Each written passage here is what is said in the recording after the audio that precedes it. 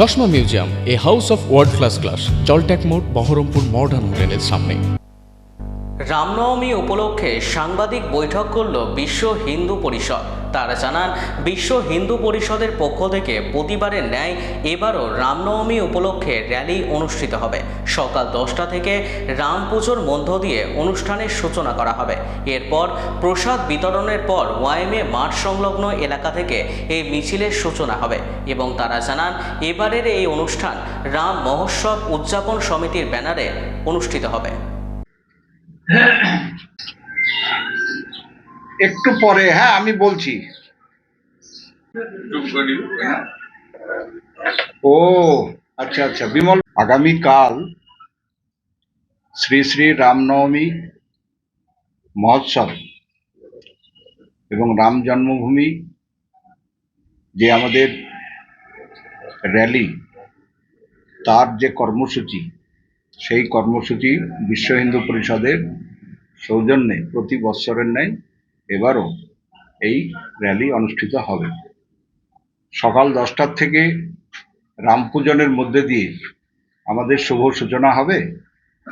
তারপরে প্রসাদ বিতরণের পরে আমাদের দুপুর 2:30টার সময় ওয়াইএম সংলগ্ন মাঠে ওখানে জমায়েতের পর ওখান থেকে আমাদের এই শোভাযাত্রা শুরু হবে। তো এবারের শোভাযাত্রা অন্যান্য বারের তুলনায় এক বিশেষ রূপ নিয়ে শোভাযাত্রা অনুষ্ঠিত হতে যাচ্ছে।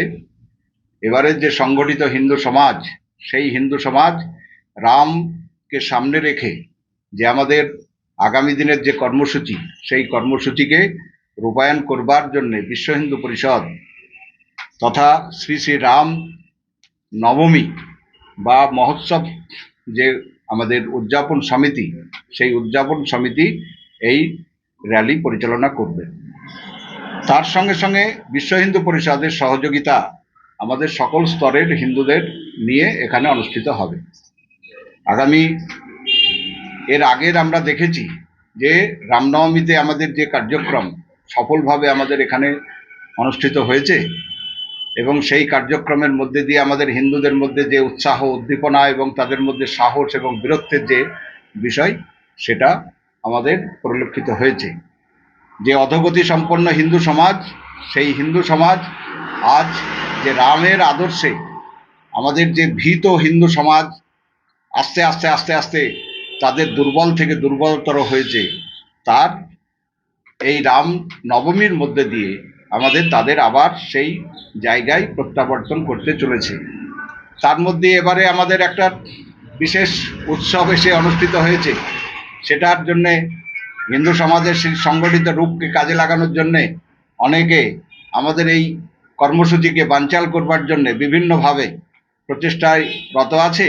তো সেই ক্ষেত্রে আমরা নির্দিষ্টভাবে সেই উৎসব যাতে আমরা সঠিকভাবে পরিচালনা করতে পারি, তার জন্য আমাদের প্রশাসন থেকে শুরু করে সমস্ত কিছুই আমাদের কমপ্লিট হয়ে গেছে। তো আর সামান্য কিছু হয়তো আমাদের এখানে কার্য বাকি আছে, আজকে রাত্রের মধ্যে আমরা কমপ্লিট করে তুলতে পারবো। তো কালকের যে উৎসব, সেই উৎসব আমরা শোভাযাত্রার যে বর্ণাঢ্য শোভাযাত্রা, শুধু শোভাযাত্রা নয়, বর্ণাঢ্য শোভাযাত্রা অনুষ্ঠিত হবে। কালকে আমাদের 3টে থেকে শুরু হবে ওয়াইএমের মাঠ থেকে। কিছু অশুভ শক্তি আমাদের এই যে হিন্দুদের মধ্যে বিভেদ এবং বৈষম্য সৃষ্টি করবার জন্য যে চক্রান্ত আছে, রাজনৈতিক অপপ্রয়াস আছে, তারা আমাদের এই র্যালির মধ্যে সংগঠিত করে সেটাকে যেন একটা সাম্প্রদায়িক রূপ দেওয়া যায়, তার জন্য একটা প্রচেষ্টায় রত আছে। সেটার দিকে আমাদের লক্ষ্য আছে এবং সেই দিকে লক্ষ্য রেখেই আমাদের সেই কর্মসূচি হবে। এবারে আমাদের যে রাম মহোৎসব উদযাপন সমিতি, এই ব্যানারে আমাদের সংগঠিত হবে। আমাদের সঠিক পদযাত্রাতেই হবে এবং পদযাত্রা ঠিক করার জন্যে আমাদের যারা পরিচালনায় থাকবে, বজরং দল সেই সংগঠিত র্যালিকে নির্দিষ্টভাবে যাতে পরিচালিত হয় তার জন্য আমাদের বজরং দল আছে, ভলেন্টিয়ার্স আছে, আরও আমাদের হিন্দু সমাজের যারা আছে তারা প্রত্যক্ষ করবে এবং তারা এই র্যালিকে যাতে সুসংগঠিতভাবে করতে পারে তার বিষয়ে আমাদের সমস্ত কিছু পরিকল্পনা। আমাদের এই রাম মহোৎসব চলবে, শুরু হয়েছে আমাদের নববর্ষ থেকে, হিন্দু নববর্ষ থেকে শুরু হয়েছে। এটা চলবে হনুমান জয়ন্তী পর্যন্ত। মুর্শিদাবাদেও শুরু হয়েছে। মুর্শিদাবাদে আমাদের রাম মহোৎসবের আকারে এই কার্যসূচি হয়েছে।